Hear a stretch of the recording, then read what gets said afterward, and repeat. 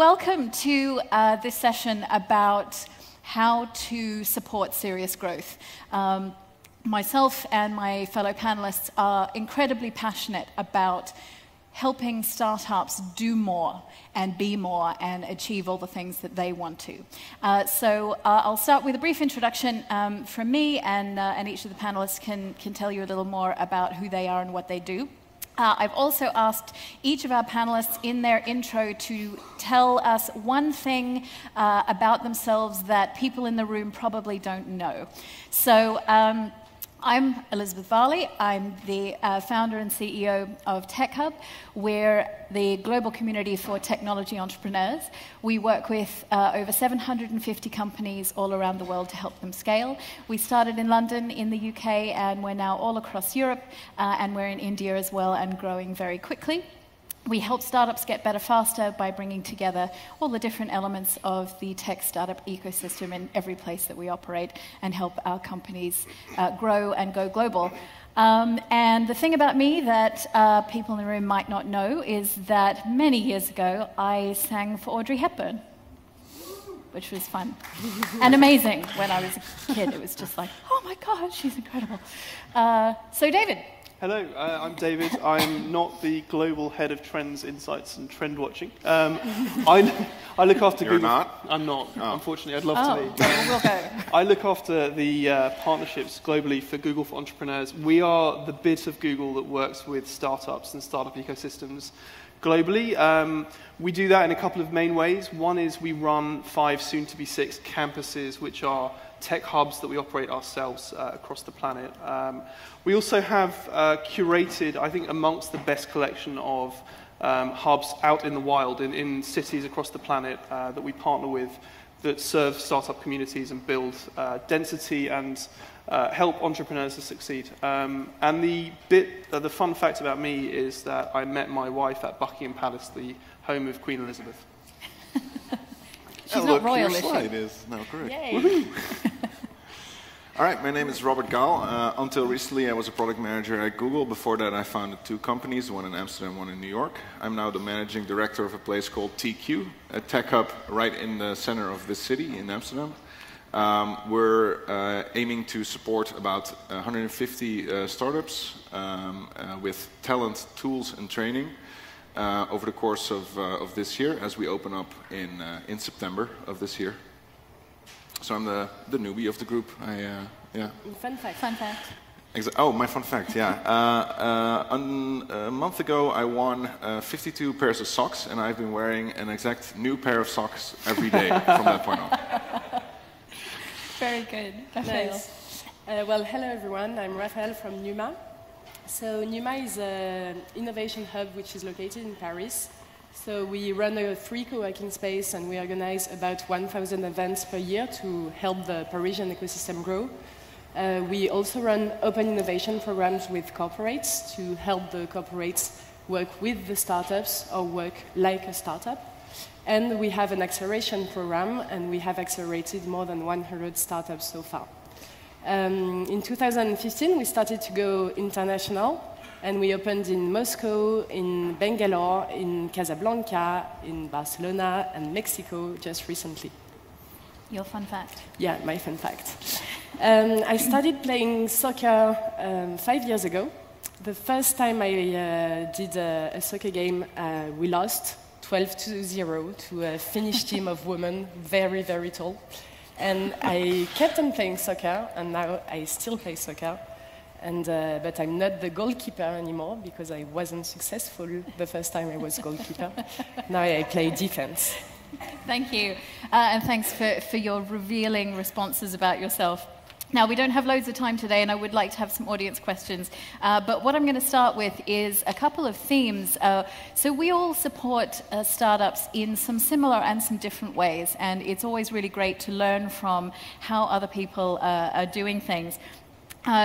One of the sort of the center of what we all do is about creating or building an ecosystem and bringing together all of the disparate elements of that ecosystem to help startups grow. One of those things is about connecting corporates, connecting government, connecting others to startups to help both the startup, but also in the sense of corporates, so that the large company gets something out of it as well. At TechHub, we partner with Google, as you know, and with BT and with other organizations to help them access innovation culture, to help startups access opportunities from within a big company. Obviously, David, that's everything that you guys do. Why is it so important on the corporate side to be involved in startup culture? I think it's a very good opportunity to learn from those who are fundamentally more agile, and I think that broad cultural reason is one of the rationales for corporates playing in the world of startups. I'd also point to the perspective that seeing disruption coming soon is the right way to deal with it. And I would also say that with the perspective of global tech hubs and this co-working movement, the better hubs have found a way to balance those corporate relationships with fostering opportunities for the startups as well. And we would never want to see an environment where corporations are, I guess, exploiting the startups. So it's got to be done in a way that's curated properly, I think. Absolutely. We certainly work in that way. Anything that we do with our partners has to be focused on the startup first. If they don't get something out of it, then there's no point. Raphaëlle, perhaps you can tell us very briefly about one of the corporate partnerships that you've done and how that's worked. Yeah, of course. Well, as an example, what we do at NUMA is really build a bridge between the corporates and the startups. As you said, building a beneficial relationship for both of them, because we really believe that they can win together. As an example, one of our startups from season 6 was called Melusine, and Melusine worked with SNCF, which is the main train operator in France. And Melusine is basically a database for movie makers. So you would wonder, why would a database for movie makers work with a train operator? And actually, SNCF understood that they had many train stations all over France that were among the best settings to shoot movies, and that they could make some money out of it. So by engaging with our startup, identifying some potential fields of cooperations, they built a really great partnership. Melusine added 2,000 new venues to its database, and SNCF got a new business line thanks to this. Great. I know, Robert, that you guys haven't opened yet, but you're doing a lot of work in the build-up to that. And this founder-centric approach is really at the core of what you're doing as well. Yeah, definitely correct. So I was a founder, and I've always been amazed at companies, coming at the startup ecosystem from not necessarily an ecosystem mindset. I think you really need to be in it as a company to say, okay, we're going to invest in that ecosystem and then reap the rewards not in 1 year, but maybe in the next 20 years or the next 15 years. And that has to do with, for instance, talent. If you can't have the long view, and you can't say, okay, we're going to help educational programs, so that might be, maybe one day we could actually hire these people and they could work for us, or they could work on our startup ideas internally, then it falls through. So you really need to have that mindset of like the founder, and what does a founder need, and what will a founder need 10 years from now, instead of looking in the short term on your own profits and your own immediate gains of a program. Absolutely. And one of the things that we focus very much on is that it's not just about starting up, it's about growth, as you say, because we've had a very supportive government in the UK over the last 5 or 6 years talking about how to get more people to start businesses. But starting businesses only gets you a certain way. It's about how do you grow those moving forward. And that's one of the other themes that I think is across all of us, and that's very important. David, how do you see that growth curve being supported? It's interesting. I mean, it's a good point. I founded a few businesses in London in the 2000s, and this is between the time in which the bubble initially burst and before London got hot again, and there wasn't really much going on. And we were based in an apartment in the north of the city, my co-founder and I. We didn't have that around us. We didn't have a supportive environment. We didn't have access to knowledge from mentors or from events. And we certainly didn't have people, helping us with tangible aspects of our business, advising us on growth. And I think the way we tackle it, the way we like to see others tackle it as well, is by building environments where those startups are able to tap into the right level of resource and support. And I think the movement of co-working spaces, of community-oriented hubs that we're all involved in here, is really the right environment. I think starting businesses is only one piece of the puzzle, helping them along that journey, and really just providing an open forum for content and for connections is very, very important. And you talk about, you touch on a point there that I know it's important to all of us, which is about the physicality of getting people together to help them accelerate. I mean, we live in a really virtual world. We all connect in all sorts of different ways all the time. But I know that we very much believe that digital communications is really often a facilitator for the kinds of things that you can get in person. One of the things that we feel like we address at TechHub is the lonely entrepreneur situation, and I know many of you here today will be, oh yeah, I know it can be really lonely, particularly when you're starting out. If you're young, if your parents are saying, why have you quit your well-paid job to do your crazy internet thing? If you're surrounded by 100 other people doing their crazy internet thing, suddenly it doesn't seem quite so scary. Why do you think that creating physical... I know that, Raphaëlle, some of your programs, I think, are run physical spaces, and some of them are programs run elsewhere. Yeah, well, it's always based on a physical presence. Every time we open a new location abroad, we form a joint venture with an actor which is present locally. He brings in the joint venture the knowledge of the local ecosystem, and we bring our methodologies that have been experienced on the French market over the past 15 years. But you're really right. Helping the startups is about connecting with people in a physical place. It's where the serendipity happens. It's where they meet corporates. It's where they meet other startups that bring new ideas, that have been through the same challenges, and where they can really share and grow together. And in all of our locations, now we have flags, if you want, in 6 different countries. But what we are really trying to build is a network with connections from one place to the other. And not a network which is built around Paris and the others. It's also about connecting mentors from Barcelona to Bangalore, or from Bangalore to Moscow. And it's also about encouraging our startups to grow internationally and to expand to these new markets. So we provide landing zones for these startups to develop a new market in emerging markets. Absolutely, and we obviously do the same thing, and through campuses and through your other partners, David, I know you do that, exactly that. The perspective that you get from someone in Bangalore is often quite different to the perspective that our startups have in Madrid, for example.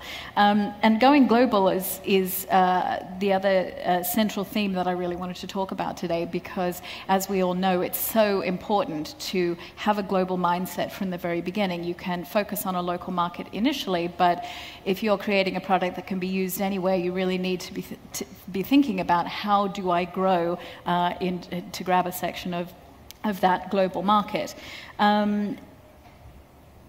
Robert, how are you focusing on that global part? Obviously, you're focusing on opening in Amsterdam initially. How are you bringing in the global element? Well, yeah, this is first. It's a culture, I think, that you create within your space of making sure that the people that are there, and if you curate the space like we do, with very select startups, then the approach there is that you would want to make sure that every single one of them is ready for that exponential international growth. And it's really on those two dimensions. It has to be able to expand exponentially, and sometimes they're not ready for that. That is also in the nature and in the culture of TQ, where we're usually a little bit like post-accelerator stage, where you have certain triggers, certain channels that work for you and that we can help with, but also the international approach of having a .com website, being English focused in your communication. I think that's really where that starts. And obviously through the Google for Entrepreneurs Network, we also benefit a lot from the relationship we, for instance, have with Techstars. I was also in Techstars once in New York with my second company, and it was a great experience. I think bridging that gap is crucial, but it does seem like that is already happening. It does seem that we're in a global startup ecosystem because startups are global. Absolutely. We have over 60 nationalities at TechHub, and exactly what you say, everyone speaks English, and everybody thinks of themselves as a global company. And I think that's fostering those things are really the way that we can move forward and help more companies. Now, we're close to the end of our session, but I'm wondering if anybody has any questions for any of the panelists specifically, or all of us together. I don't know if there are mics running around somewhere. Yes, there is a mic. I see some. Do I see hands? Yes, Andrew is going to ask me something pointy. Hi, Elizabeth. Andrew Grill from IBM. And they fixed your name, by the way, as you were talking. The miracles of technology. Nice work. Where can governments get more involved in this? It's all very well that our friends at Google and others are doing that, but where do governments play a role in each country and also globally to really push the Tech Hub concept? It's been really important and really vital that governments recognise that they don't always know the best things for startups. And so organisations like ours, I think, are a really great way for governments to come in and access the opinions of startups. It's really difficult for a minister or a special advisor to go and knock on the door of a 3-person startup in an apartment somewhere and say, "Hi, I'm here to help. What do you want?" I know, David, you've had experience of this. Yeah, it's also worth recognising that if you're a startup, you're probably head down focused on your product release or your next funding round, and you're not necessarily focused on telling government what you want or what's right for you. And it's very important to find those voices that can work to aggregate startup views on employment law or on tax. And I think that the movement that we're talking about here, the Tech Hub movement, frequently does provide a platform for those interactions. And it's very important. I think London's benefited very heavily in the last few years from tax and from a sort of open regulation culture. And in particular, that came from a collaboration between the ecosystem and government 5 or 6 years ago. And we're not seeing that everywhere. There's lots of challenges around tax in certain European countries when it comes to startups and tax breaks. I think regulation around employment and ability to import talent is also very key. Absolutely. Do we have any other questions from the audience? We can't have told you everything you need to know. Not possible. Apparently so. All right, then. I actually have another question. David, you were talking about, very diplomatically, about how the tax situation and regulations and that sort of thing is not the same in every country. What are some of the biggest challenges that you're seeing to startups, anywhere in the world, in terms of those kinds of regulatory or tax hurdles or those kinds of things? I think talent is fundamental, and the ability to have the opportunities to hire the right people. Every different ecosystem has different challenges, and some have a distinct lack of engineers, some have a distinct lack of people with product skills or business management. And I think being able to recruit is really fundamental. Some countries also have rules around capital requirements for company formation. They don't make it easy for angels, for example. And I think no one has got this perfect, but there are some more enlightened governments than others, I think. Absolutely. What are you finding is the biggest challenge, Robert, with getting started and getting going? Because obviously we're all established. What are you finding is sort of that hurdle to get over for you? I think the overwhelming amount of interest is when you're trying to do anything curated is very hard. I really love helping people, and I'd love, especially startups, that's the favorite part of this job, is helping companies. And having been a founder, I know what the struggles are. And the hardest thing is to also sometimes say, maybe you should be looking at an accelerator instead of going to a tech hub right now. Maybe you should be trying to find that one hire that would, accelerate this business more, and then think about how to grow it. That is really sometimes hard. The other thing I have realized is that everyone has an opinion on startups, yet not everyone knows how to help startups, which is what I call a vulture. It's basically a very genuine person. They don't mean well, but it's just in their nature to do something that is... They're taking down the tent, I think. We have to leave. But anyway, like I do feel that there is, like, if you're a carpenter or if you make radio or whatever and you want to get advice on that, then you go to people who have done that before. And with startups, that's not always the advice you're getting. The advice you're getting might come from very unexpected, unexperienced corners. And I think the crucial part for a startup, but even for a startup hub, tech hub, is to make sure that there is a filter in that, and that there is quality in that. Yeah. Raphaëlle, just very quickly, because we're running out of time. What's the biggest challenge that you see as out there for startups at the moment? Well, I would say that being in an accelerator, we see a lot of startups, and to make sure that the startups are going to get some benefits out of the program, we really have to find startups that have the right mindset, because you will find really talented people, but sometimes they are totally convinced that they know what they need, but actually they don't. And you need to have some people that are coachable and that are open to advice and ready even to pivot if they need to. Absolutely. Yeah. I'd flip it around slightly. I think the thing that's changed in the last few years in lots of cities is the sheer number of programs focused on startups, and it's now very hard to choose between the quality ones. You could probably find a new accelerator forming in London every couple of weeks at the moment, and similarly in other parts of Europe, certainly across the US. And everyone has good intentions, but there are different models of funding for startups, of stipends and equity. There are different durations. There's a huge variety of quality of mentorship you get from accelerators. And helping startups to navigate that complexity, who is the right organization, person to support me on that journey, is increasingly important now. That's really interesting.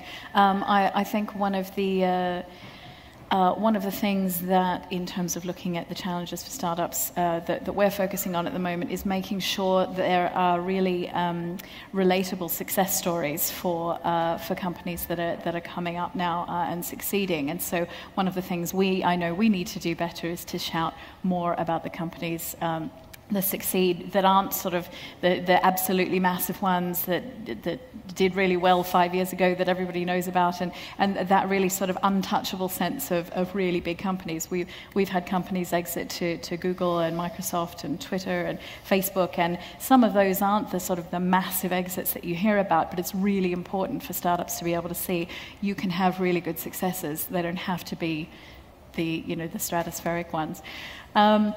We've run out of time for today, so I would really like you to join me in thanking David, Robert, and Raphaëlle, and thanks very much for coming.